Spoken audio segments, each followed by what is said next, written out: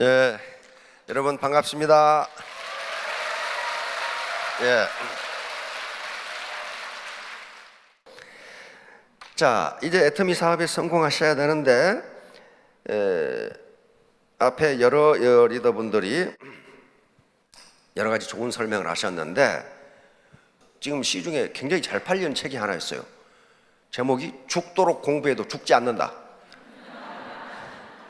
애터미 사업 죽도록 하다 죽은 사람이 지금까지 한 명도 없어요. 안 죽어요. 안 죽어. 제가 군대에서 훈련을 해보니까 사흘 밤낮을 앉아도 안 죽읍니다. 안 죽어. 안 죽는데 단 한 가지가 있어. 엉덩이를 붙였다 하면 졸려 그때부터. 이게 소나기가 퍼붓는지 뭐 하는지 아무 관심이 없어. 그냥 자. 그런데 안 죽더라고. 아무튼 죽도록 하면 성공합니다. 그런데 반드시 죽도록 하는데 자본을 가져야 돼요. 자본은 여기서 제가 말하는 자본은 돈이 아닙니다. 돈이 아니고 무슨 일을 하든지 자본을 갖지 않으면 절대로 성공할 수가 없어요. 자, 하나하나 알아봅시다. 자, 노력보다 뛰어난 천재는 없다. 게을러 빠진 사람은 뭘 해도 성공 못해요. 그럼 뭐가 게을러 빠진 것인가는 차차 알아야 돼. 자, 다음. 애터미는 빅 비즈니스입니다. 지금 글로벌로 나가고 있죠. 계속 글로벌로 나갈 겁니다. 나가는데 상한선을 5천만 원으로 뒀기 때문에 월 5천만 원을 버는 비즈니스가 스몰 비즈니스가 아니에요. 빅 비즈니스. 빅 비즈니스인데 왜 우습게 생각하느냐? 공짜로 하니까 공짜로 하니까 그래요. 공짜라고 해서 귀한 것이 아닌 것이 아니에요. 지금 숨을 쉬고 계시잖아. 이 공기 얼마예요 이거? 공짜잖아요. 공짜예요. 5분만 숨 안 쉬어봐요. 돌아가셔. 그렇게 중요해. 햇빛 공짜잖아요. 공짜가 중요한 것이 공짜라고 해서 중요하지 않다. 그 등식은 성립하지 않아요. 그러니까 세상에 생각해 보세요. 월 5천만 원을 번 비즈니스 이걸 하려면 죽기 하면 까무라치기로 해야 돼요. 애터미는 객관적 조건이 성공할 수 있도록 되어 있는데 40%가 성공을 해요. 내가 40%에 들어갈지 60%에 들어갈지는 everything is up to you. 모든 건 자신에게 달려 있어요. 자신에게 달려 있어요. 그렇게 하면 성공할 수가 있어요. 자, 다음. 자, 이거 손자병법에 있는 이야기입니다. 손자병법. 승평. 여기서 병 군대예요. 이기는 군대는 이겨놓고 싸움을 시작한다. 지는 군대는 싸워보고 이기는지 지는지 본다 그 말이에요. 그 말 무슨 말이에요? 비즈니스를 시작할 때 내가 충분한 자본을 갖추고 있으면 이겨놓고 시작하는 거예요. 이겨놓고 시작해도 100% 이긴다는 보장이 없어요. 근데 이길지 질지 모르는 싸움을 시작해놓고 이기기를 기대한다? 그건 넌센스입니다. 넌센스예요. 바로 자본의 양과 질이 생산성을 결정하고 생산성에 따라 소득이 결정됩니다. 생산성이 낮은데 높은 소득 기대할 수 없어요. 반드시 생산성이 있어야 돼요. 이건 옳고 그름의 문제가 아닙니다. 팩트, 사실이에요. 사실. 우리는 자본주의 시장경제 체제이기 때문에 자본을 갖지 못한 자는 자본을 가진 자에게 대항할 수 없습니다. 대항할 수 없어요.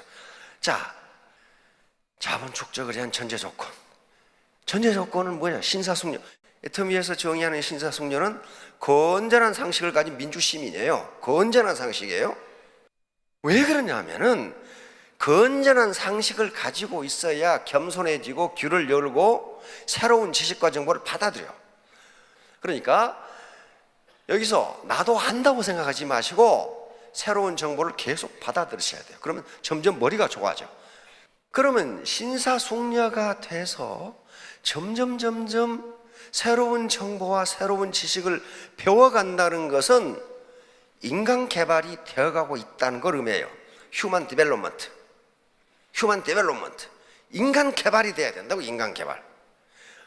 그래서 유엔에서는 매년 인간 개발 지수, 그 나라의 인간 개발 지수가 얼마인가를 지수로 매년 발표를 해. 그러면 인간 개발이 잘 된 나라가 소득이 높겠어요? 안 된 나라가 소득이 높겠어요? 어이, 어떻게 공부도 안 하시면 정확하게 안 해? 인간 개발이 잘 된 나라가 소득이 높고 선진국이에요. 그러면 우리나라에서 인간 개발이 잘 된 사람과 안 된 사람, 누가 소득이 높겠어요? 당연히 그래요. 이건 국제 통계입니다. 유엔 통계예요. 자, 인간 개발 지수가 가장 높은 나라가 어떤 나라예요? 노르웨이 949. 1.0 만점에 949. 소득 어때요? 높죠? 자, 싱가포르 소득이 어때요? 높죠? 미국, 캐나다, 일본, 대한민국, 그렇죠? 이게 인간 개발 지수가 0.800 이상이면 very high에 속합니다. 유엔에서 그렇게 불려요. 매우 인간 개발이 잘 된 국가. 우리나라는 세계 몇이에요? 18위로 잘 된 국가예요. 자, 이런 나라들은 전부 소득이 높아요. 자, 다음. 인간 개발이 낮으니까 소득이 낮아져. 그렇죠? 낮아지죠? 분명히 낮아지지. 보세요. 아주 그냥 비참할 정도로 안 된 나라들, 소득이 아주 비참하죠. 비참하죠. 그러면 우리나라의 그러니까 인간 개발 지수 측면에서 보면 우리 국민은 참 불행한 사람들이야. 왜냐하면 평균이 높으니까, 평균이 하도 높으니까 그보다 더 높게 올라가면 어떻게 해야 돼? 죽기 살기로 노력하지 않으면 안 돼요. 이 평균보다 높으려면 얼마나 노력을 해야 되겠냐, 얼마나 가슴을 열어야 되겠냔 말이에요. 응? 꽁 닫고 앉아가지고 그래가지고 철커덕 닫아놓고는 혼자 이 토리로 앉아있어. 이건 네트워크 사업이에요. 네트워크는 소통입니다. 소통이 안 되고서는 그 어떤 문제도 해결 안 돼요. 자, 다음. 에디슨 잘 알죠? 천재는 1%의 뭐예요? 영감. 99%의 땀. 에디슨은 정규교육, 제도권 교육은 3개월밖에 못 받았죠. 3개월 만에 쫓겨나 버렸거든. 그 선생님이 난 세상에 내가 교사를 오래 했지만 이렇게 머리가 나쁜 놈은 처음 봤다 그랬거든. 근데 내가 보니까 그 선생님이 머리가 나빠. 요 글 한번 보세요. 그런데 여기서 오해하시면 안 됩니다. 에디슨은 노력의 중요성을 강조한 건 틀림없어요.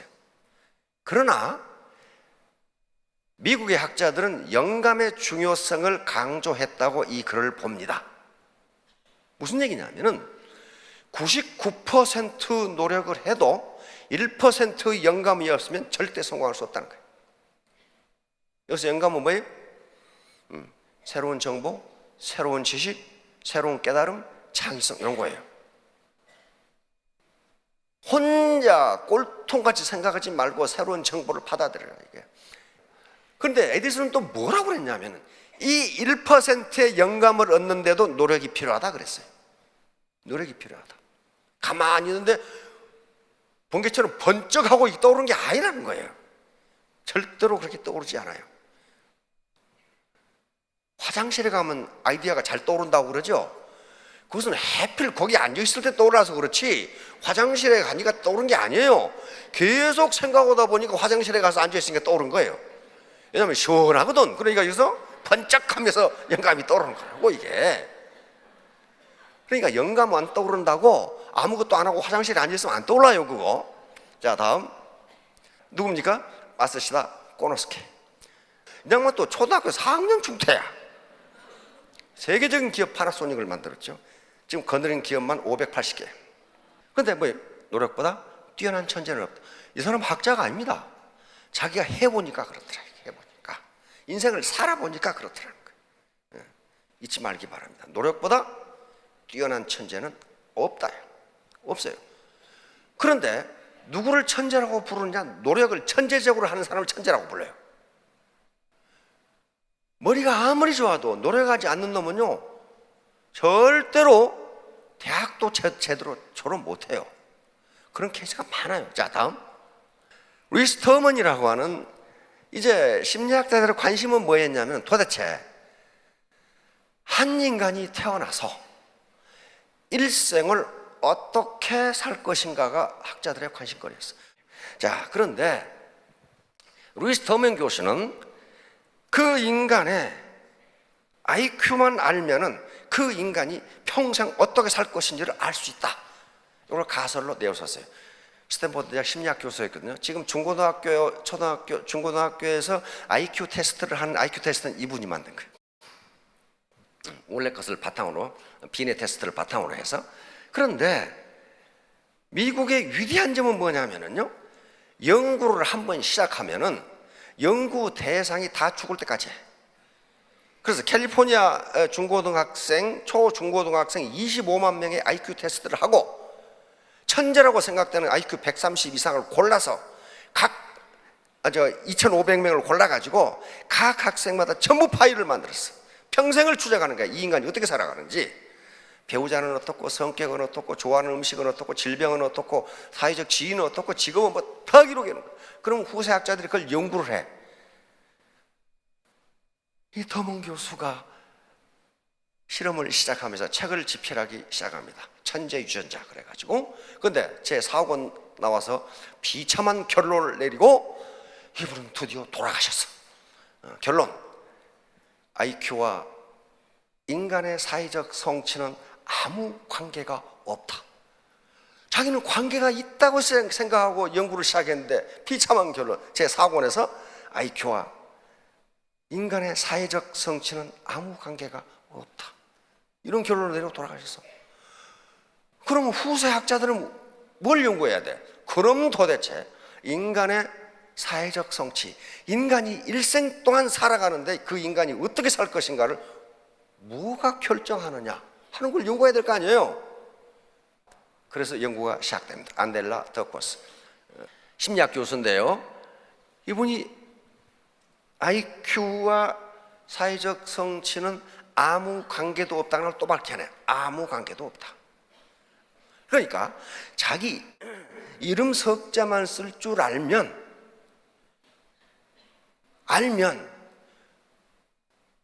IQ가 81만 돼도 IQ와 사회적 성취, 사회적 성공과는 관계가 없다예요. 그럼 뭐냐? 결론은 그릿이에요. 그릿은 열정과 끈기입니다. 열정과 끈기. 열정 앤드 끈기. 그러니까 덕호 박사 연설에서 그렇게 이야기합니다. 인생을 끝까지 물고 늘어져라. 그럼 당신은 성공한다 그랬어요. 끝까지 물고 늘어져라. 근데 물고 늘어진 사람은 반드시 성공해요. 반드시. 물고 있다가 이빨 아프다가 놔버리면 그렇다고 실패. 에? 자, 왜 천재들이 노력의 천재인가를 봅시다. 하버드 대학은 아이비리그 대학으로 세계 최고 대학입니다. 그렇죠? 세계 최고 천재들이 모인 대학이에요. 그러면 이 친구들이 도서관에 해놓은 낙서가 있어요. 근데 청소부가 그 낙서를 지우려고 보니까 말이 너무 좋아. 안 지웠어. 그러고 잊어버리고 있는데 교무처장이, 그 당시만 해도 옛날만 해도 이 신분제가 있었기 때문에 교무처장이 청소 검열을 하는데, 아니 도서관에 낙서가 하나도 안 지워졌어. 청소한 놈이 안 지웠어. 깜짝 놀라서 지우려고 그러니까 그 교수가 하는 말이 지우지 마세요.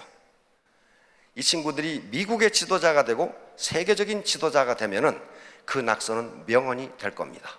역시 하버드 대학 교수답죠. 뭐라고 했는지 봅시다. 지금 잠을 자면 꿈을 꾸지만 지금 공부하면 꿈을 이룬다.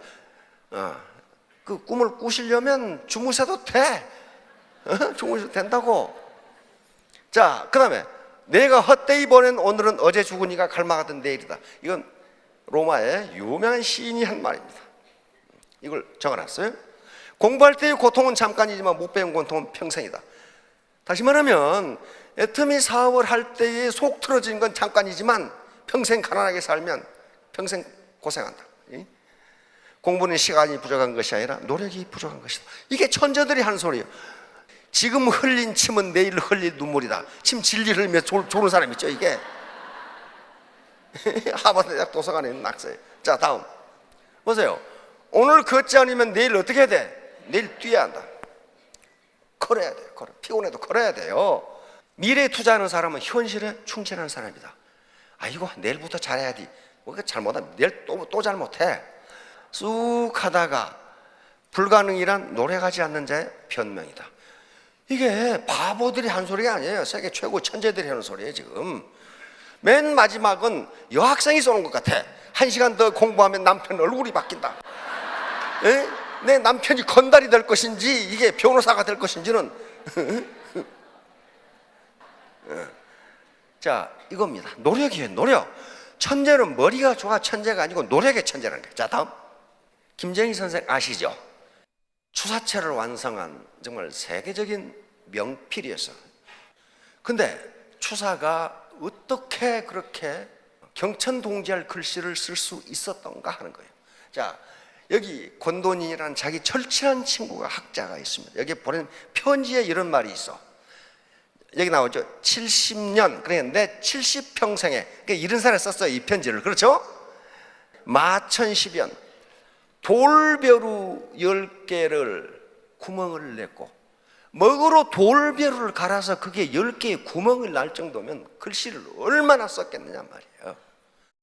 독진천호, 독자는 대머리 독자입니다. 붓 천자루가 몽당붓이 되도록 내가 글씨를 썼다 말이에요. 이만큼 치열하게, 아주 치열하게 쓴 거예요. 먹을 갈아서 돌벼루에 구멍이 10개가 났단 말이에요. 그러면 글씨를 얼마나 썼냔 말이에요. 부천자루가 몽당붓이 되도록 글씨를 썼다. 자기 친구에게 보낸 편지예요. 이 편지가 남아있어 지금. 자, 다음. 근데 김정희는 우리가 명필로만 알지 학자라는 사실을 잘 몰라.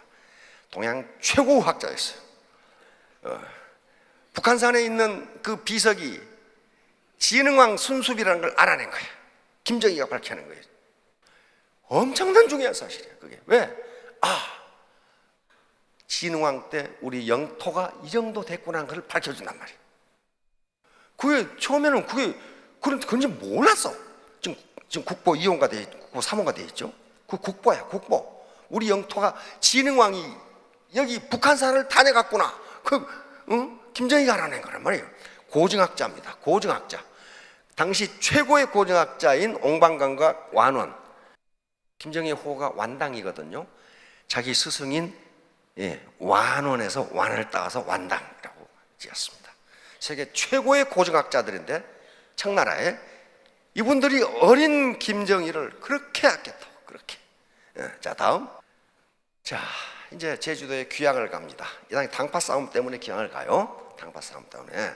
그런데 당파 싸움이 무서운 것은요, 김정희 같은 학자를 놔두지를 않아. 너무 많이 알아. 그리고 그 당시 청나라가 세계의 중심인데 세계 중심에 있는 학자들과 계속 교류를 해. 다른 사람은 근처도 못 가는데.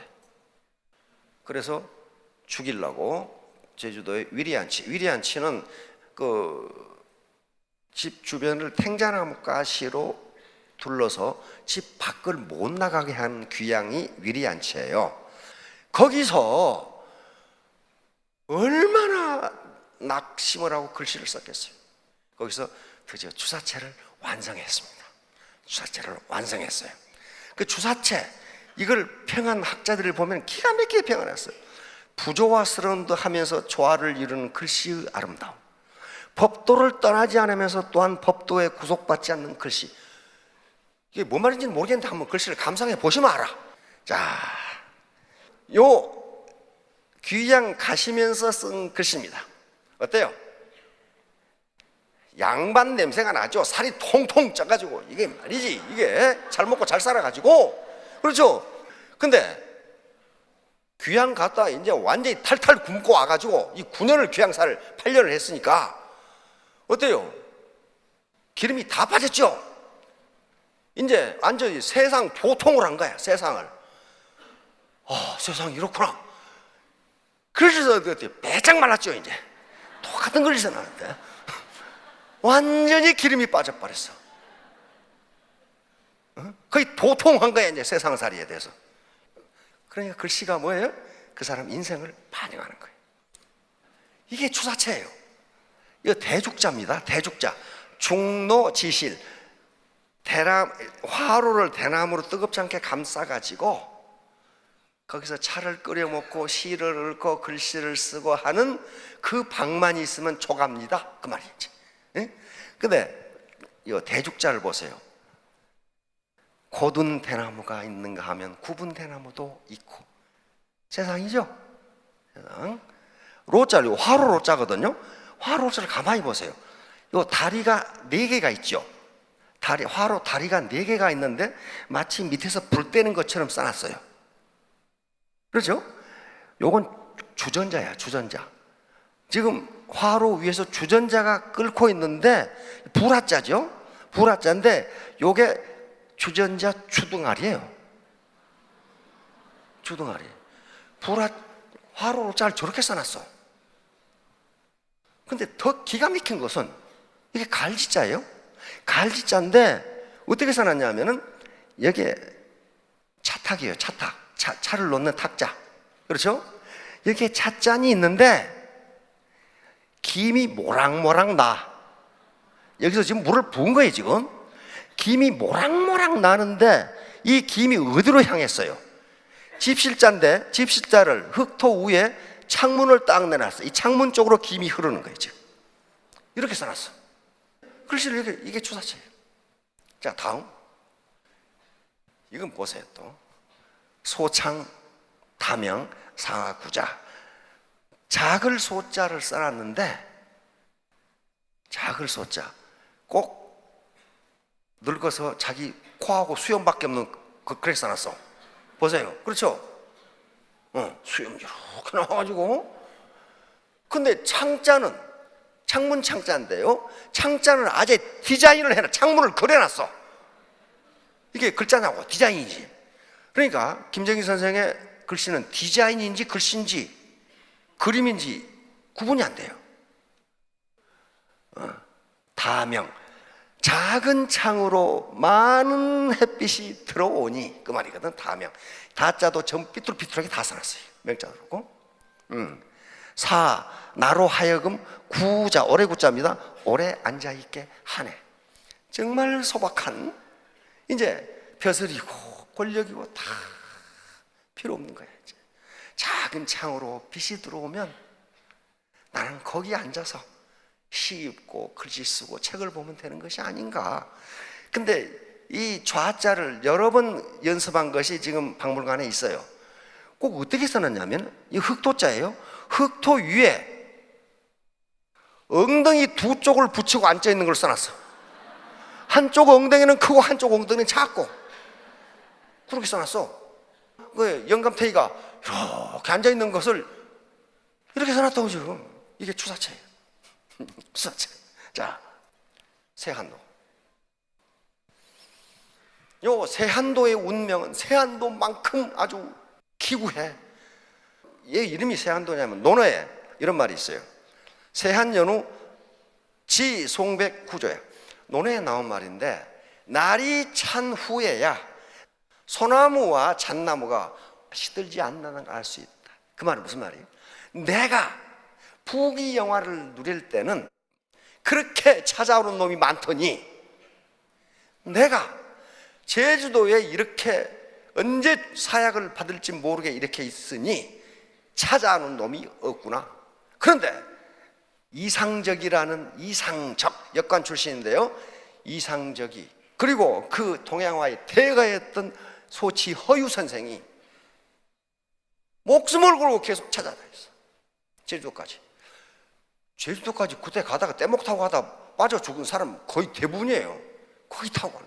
근데 소치 허유 선생과 특히 이상적은 역관이니까 청나라에 다니면서 추사 선생이 볼 최신작 책을 계속 갖다 줘. 그러니까 추사 선생은 제주도에 있지만은 고증학이 지금 어떻게 돼가는지를 꿰뚫고 있는 거야. 거기서 계속 공부를 하니까. 그래서 이상적이 그 변하지 않는 마음을 보고 이 세한도를 그려줍니다. 그러면서 이걸 세한도라고 붙였어요. 이게 지금 국보 제185입니다. 국보로 지정됐어요. 그런데 이상적은 이걸 싸들고 어디로 가? 세계 중심에 있던 청나라 연경, 지금 북경으로 갑니다. 청나라의 기라성 같은 학자들이 이 그림을 보고 깜짝 놀래가지고 이 뒤에다가 계속 시문을 붙여, 시를. 이 그림을 보고 자기 감상문을 쓰는 거예요. 그러니까 뭐가 되겠어요, 그림이? 두루마리가 돼, 두루마리가 돼. 그런데 문제는 이런 보물을 알아볼 수 있는 눈을 가졌느냐 하는 게 문제예요. 민영이라고 하는 분이 있는데, 이분의 막내 아들이 마지막 소유자였는데 이 그림의 가치를 모르고 헐값에 넘겨버렸어. 누구에게? 후지치카 치카시. 이분은 경성제국대학, 지금 서울대학 교수였습니다. 교수였는데 이분이 연구하는 것이 일본과 청나라의 고증학이었어요. 고증학인데 그걸 연구하다가 깜짝 놀랐어. 김정일을 모르고서는 고증학을 알 수 없다는 거예요. 김정일 최고의 고증학자예요. 동양 최고의 고증학자였어요. 학자였으니까.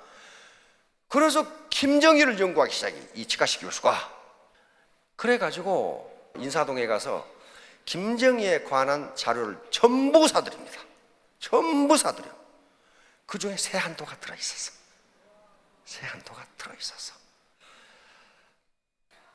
근데 일본인이 세한도를 가져갔다는 것을 안 사람이 누구냐 하면은 조선 후기에 추사 이후에 최고의 서예가였던 손재영 선생이 알았어. 아니, 추사의 세한도를 치카시가 가져갔다고? 그래서 서울대학으로 찾아갔어. 경성제국대학으로. 존말할 때 그거 내놓으라고 그랬어. 존말로 할 때 지금 내놓. 왜? 이 당시에 손재영 선생은 엄청난 부자였습니다. 지주에서 돈을 달란트로 줄 테니까 그 세한도 내놓으라고. 그러니까 어때요? 그걸 팔아먹은 놈하고 손재영 선생하고는 천양지차죠. 그 가치를 알아본 거란 말이에요. 그런데 치카시가 정년 퇴임을 하고 일본으로 가버렸어. 그 그림을 가지고 가버렸어. 그림을 가지고 동경으로 가버렸어.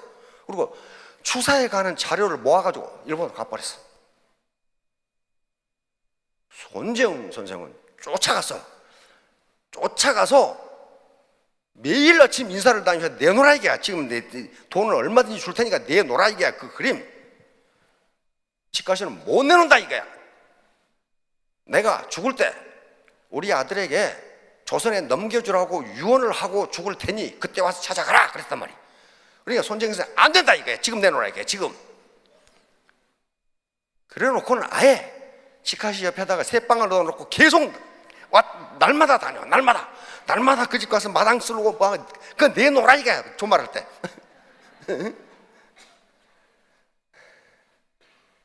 그래서 손재영 선생이 세한도를 찾아옵니다. 값을 얼마를 받을 거요?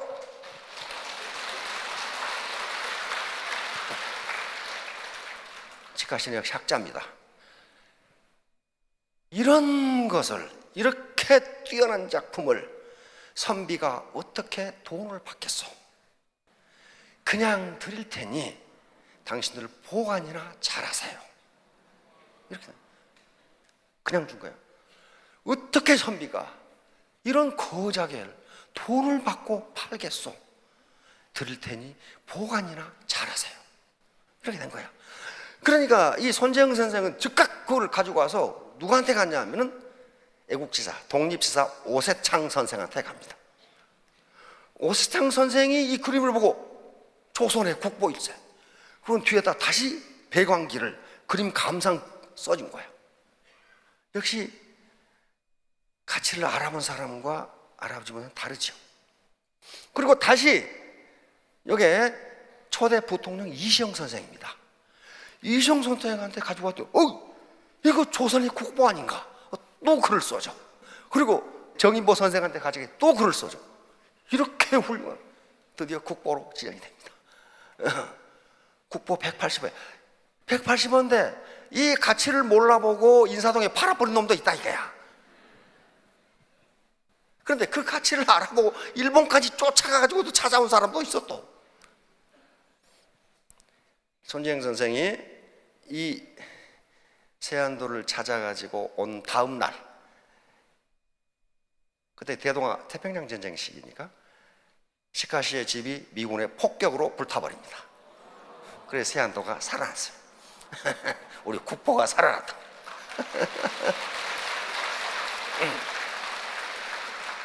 과천에 가면 추사 선생이 여성을 보는 것이 과천, 과천이죠. 과천 가면 추사 선생 기념관이 있거든요. 그 아들이 또 역시 학자의 아들다와 아버지가 모은 추사에 관한 자료 무려 1만 점을 거기에 그냥 기증했어요. 그건 돈으로 따질 수가 없죠. 그걸 그냥 기증했어. 후민정음 해례본 가지고 200억 내라노나 한다고 그런 거지하고 이거 다르죠. 역시 학자의 아들이야. 이렇게 귀한 것을 돈을 받고 팔 수 없다. 돈을 받고 팔 수 없어. 1만 점을 그냥 줘버린다. 자, 결론입니다. 불광불군. 미치지 않으면 미칠 수 없다. 이 펀입니다. 펀. 동음 이어 펀이에요. 같은 음이 나는 걸로 해서 언어 유희를 한 겁니다. 그러니까 이 내적 동기입니다. 무슨 일이든지 미쳐야 된다. 미친다는 것은 추사가 미쳤죠. 돌벼를 어떻게 10개를 구멍을 냅니까? 부천자루가 몽랑붓이 되도록 어떻게 글씨를 그렇게 쓸 수 있어요? 그건 내적 동기. 그 자체에서 기쁨을 얻지 못하면요 절대로 저렇게 할 수 없어요. 따라서 애터미 사업에 성공하는 것도 내적 동기가 필요합니다.